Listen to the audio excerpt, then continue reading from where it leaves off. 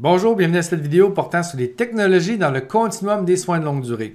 L'urgence d'agir pour les résidents, les proches et les professionnels de la santé.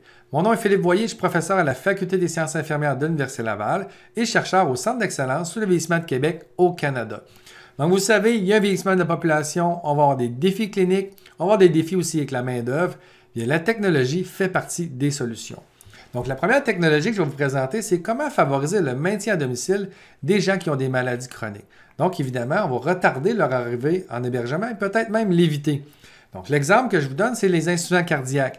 Les insuffisants cardiaques, on sait qu'il y a des paramètres subjectifs qu'on doit mesurer pour nous permettre de détecter la dégradation de l'état de santé. Bien, maintenant, avec les assistants vocaux, on est capable d'aller questionner les personnes.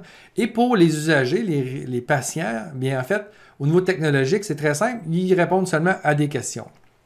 L'autre élément, c'est qu'on ajoute des objets connectés qui vont venir alimenter des paramètres valides biologiques par rapport à la condition cardiaque de l'aîné, qui vont nous générer des alertes et encore là, on va être en mesure d'agir parce qu'on va avoir un tableau de bord qui nous permet vraiment d'intervenir autant en intra-hébergement, donc pour les gens qui sont dans l'EHPAD, que hors EHPAD, par exemple, pour les gens qui seraient suivis à domicile. Tout est ramené dans la même console, le même logiciel de soins qui nous permet d'être efficace. Même qu'on est en mesure de communiquer avec les proches, avec le logiciel proximité, pour toute information qui serait pertinente à communiquer avec le proche aidant pour avoir sa collaboration dans le suivi, par exemple, de la personne qui a une maladie chronique. Un autre élément, c'est les gens qui ont des problèmes cognitifs. Il faut retarder le plus possible leur arrivée en hébergement. Mais comment qu'on peut faire ça? C'est en leur offrant de la liberté puis de la sécurité. Et c'est ça qu'on utilise avec les logiciels qu'on retrouve, par exemple, dans les montres, qui vont nous donner de l'information sur la température corporelle dans les périodes de chaleur, par exemple, mais également avec les GPS qui sont dans les semelles de chaussures, qui vont nous permettre de géolocaliser les personnes puis éviter qu'ils se mettent à risque parce qu'on est en mesure de délimiter des territoires sécuritaires autour d'elles. Troisième solution, c'est les milieux d'hébergement. Il faut faire le tournant numérique. Donc, par exemple, lorsqu'on a des tournées la nuit pour voir si la personne est toujours vivante, bien en fait, il existe avec l'assistant vocal une mesure à distance valide de la fréquence cardiaque. Donc, on va intervenir encore là lorsque ce sera approprié. On peut utiliser aussi WeSense, qui est une technologie qui nous permet d'avoir le taux d'humidité dans la culotte d'incontinence, qui va nous permettre d'intervenir pas trop tôt, ni trop tard également, et toujours donc dans une utilisation efficiente et correcte des ressources humaines. Dans les milieux d'hébergement, on va utiliser aussi la proximité. Ce sont les mêmes logiciels à l'interne qu'à l'externe.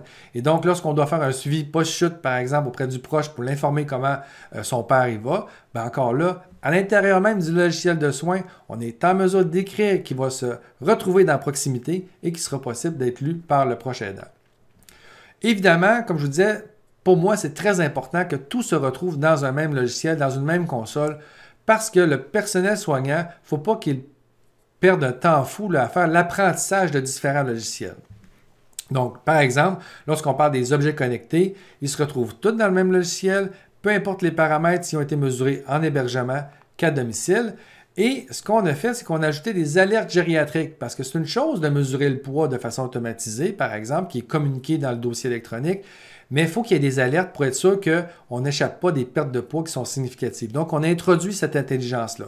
Même chose, on fait des recommandations de bonne pratique. Ça fait plusieurs chutes que la personne a là, mais on fait une recommandation de faire, par exemple, l'évaluation des chutes récurrentes. Il est donc important qu'un tournant numérique se prenne le plus rapidement possible dans le continuum de soins de longue durée. Mais ce tournant numérique-là doit se faire à certaines conditions. On doit s'assurer que ça favorise la pertinence des soins et services. On doit s'assurer que ça assure une utilisation efficiente du temps des professionnels de santé, mais aussi un respect de leurs compétences pour qu'on devienne finalement un milieu de travail moderne, attractif et aussi qu'on soit en mesure de retenir nos soignants sur place. Donc, merci beaucoup pour votre attention.